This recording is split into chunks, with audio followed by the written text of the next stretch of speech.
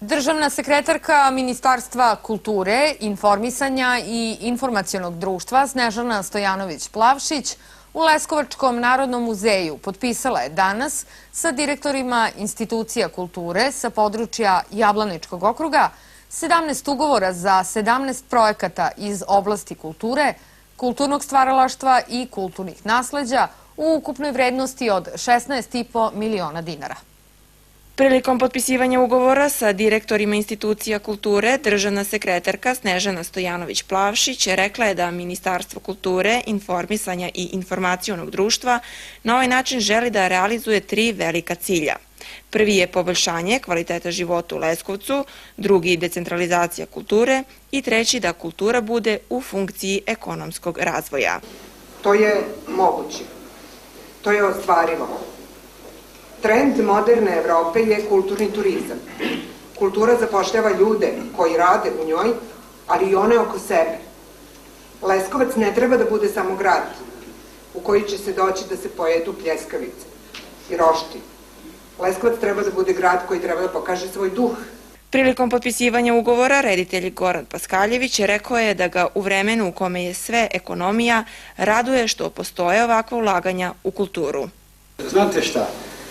Za 20, 30, 50 godina niko neće znati koja je partija bila ovdje na vlasti, ali će ljudi dolaziti u ovaj muzej i tu će prepoznavati preko tih predmeta i svega kako je ovo vreme bilo.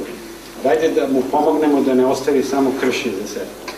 Gradonačelnik Leskovca Slobodan Kocić istakao je da je često izložen kritici zbog nedovoljnog ulaganja u kulturu, što je, kako je dodao, direktna posledica teške situacije u budžetu grada. Ja čak i kad bih hteo ne bi bio sposoban da pobrojim sve projekte koji uživaju u ovom trenutku podršku Ministarstva kulture. Iskoristit ću ovu priliku i lično zahvaliti gospođi Snežani Stojanović-Plavšić, državnoj sekretarki u Ministarstvu kulture. I mogu slobodno da kažem da bi kulturni sadržaj u Leskovcu bili mnogo siromašniji da te kulture nema. Jedna od institucija kulture koje su potpisale ugovor sa Ministarstvom kulture, informisanja i informacionog društva je Narodni muzej u Leskovcu, kome su odobrena sredstva za realizaciju 3 projekta. 51. sveska Leskovačkog zbornika, stalna postavka Vremeplov Leskovačkog kraja i stalna postavka Tekstilnog muzeja u Strojkovcu. Ove godine ministarstvo je prihvatilo 3 projekta Narodnog muzeja, od kojih jedan već je realizovan. To je 51. sveska Leskovačkog zbornika koju smo promovisali pre neki dan na Dan Narodnog muzeja, odnosno 10. maja.